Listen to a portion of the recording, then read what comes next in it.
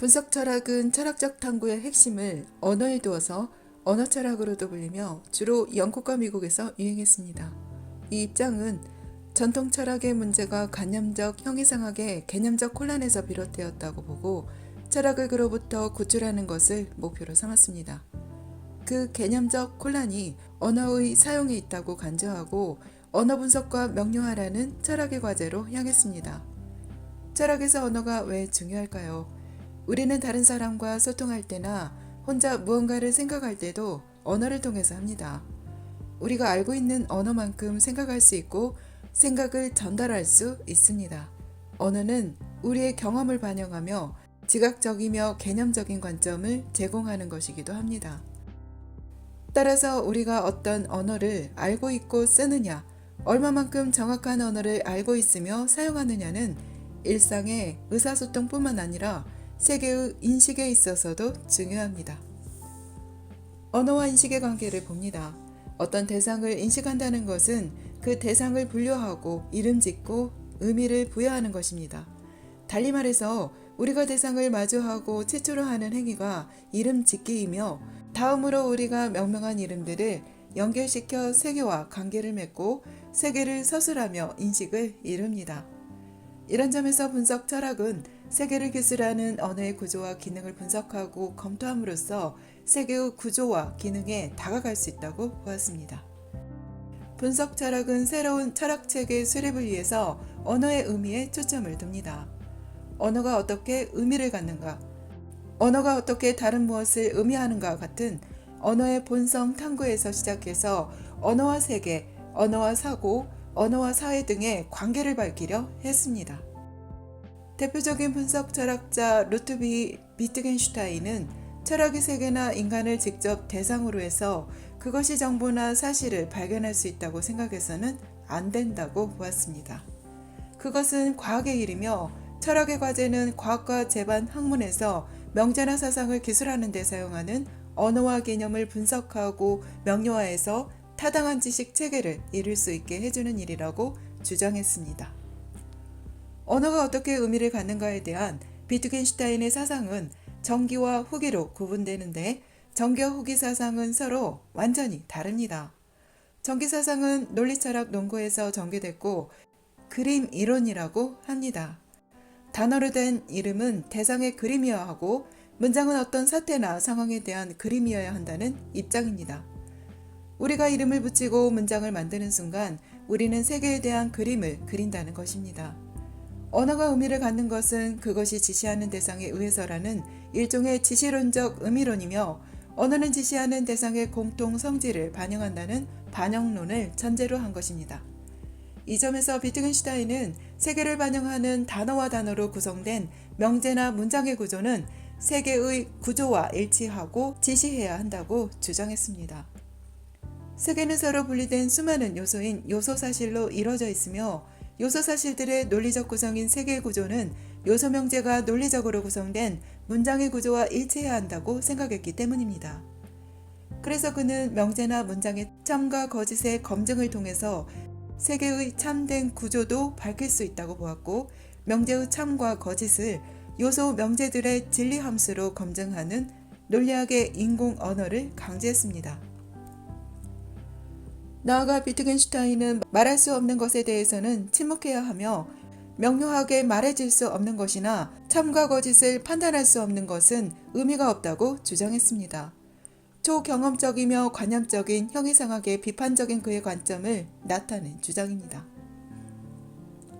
후기 사상에 와서 비트겐슈타인은 정기의 지신론적 의미론을 부정합니다. 언어에는 그리고, 그러나, 언제, 어떻게 등 대상의 이름이나 그림으로 볼 수 없는 것들이 대부분이며 언어가 대상을 지시하는 기능 외에도 여러 가지 기능을 갖고 있다는 점에 주목했기 때문입니다. 그는 현실 속의 언어 사용이 여러 가지 맥락과 목적에 따라 기능을 발휘하기 때문에 단순화된 논리학의 인공 언어로 표현하기 어려울 만큼 복잡하다고 보았습니다. 그래서 언어 탐구가 논리적인 인공 언어보다는 일상 언어를 대상으로 해야 한다고 보고 언어가 일상적으로 어떻게 사용되는가에 따라 의미가 정해진다는 일명 사용 의미론을 주장했습니다. 이것이 비트겐슈타인의 후기 언어 사상으로 정기 저서로부터 30여 년이 지난 후 발표한 저서인 철학 탐구에서 펼쳐졌습니다. 비트겐슈타인에 따르면 언어의 사용은 다양한 맥락에서 다양한 목적을 위해 다양한 방법으로 이루어진다고 합니다. 그는 각각에 해당하는 경우에 언어 사용을 언어 게임이라고 불렀습니다. 각 언어 사용에는 게임에서처럼 규칙이 필요하고 우리 삶의 부분으로서 언어 행위들이 각 경우에 규칙에 의한다는 점에서였습니다. 한 단어의 의미는 그 단어가 사용되는 맥락에 따른 규칙에 의해서 의미가 정해진다고 할 수 있습니다. 이런 언어 게임은 일상생활 속에서 다양한 경우들, 곧 명령할 때, 감탄할 때, 기도할 때 등과 같은 구체적인 맥락에서도 나타나고 미학, 경제학, 정치학 등의 전문적인 학문에서도 나타나며 각 경우에 사용되는 단어들의 규칙에 의해서 서로 다른 의미를 갖게 된다고 할 수 있습니다. 비트겐슈타인은 이 모두가 서로 다른 맥락과 목적에 따른 언어 게임들이라고 보았고, 한 단어의 의미는 다양한 언어 게임에서 그 단어의 사용에 달려 있으며 이런 언어 게임들을 하면서 우리가 살아간다고 주장했습니다. 언어나 언어의 의미는 단일한 모형으로 설명될 수 없고 삶에서처럼 가변적일 수밖에 없다는 것입니다. 한편으로 언어 게임을 지배하는 규칙은 사적인 것이 아니라 공적인 것이어야 한다고 합니다. 우리가 언어를 통해 의사소통을 이루기 위해서는 나 혼자만의 규칙에 머물러서는 안 되며 다른 사람들과 사회와 공유하는 규칙에 따라야 한다는 것입니다.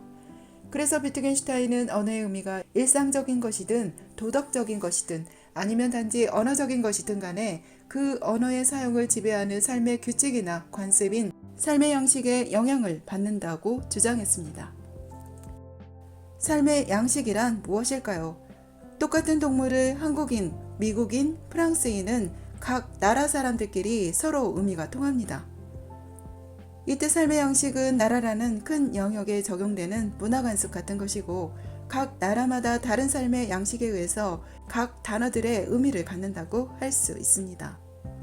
그런데 삶의 양식은 같은 나라의 보다 좁은 영역인 서로 다른 사회, 특정한 방식으로 언어가 사용되는 집단이나 구체적 맥락 등에도 존재할 수 있습니다. 또 같은 경우에 다른 삶의 양식의 차이에 의해 서로 다른 의미를 갖기도 합니다. 개라는 단어가 어떤 사회나 집단이나 맥락에서는 네 발 달린 개과 동물이란 의미로 통하기도 하지만 다른 어떤 사회나 집단이나 맥락에서는 성질이 나쁜 사람이란 의미로 통하기도 한다는 식입니다.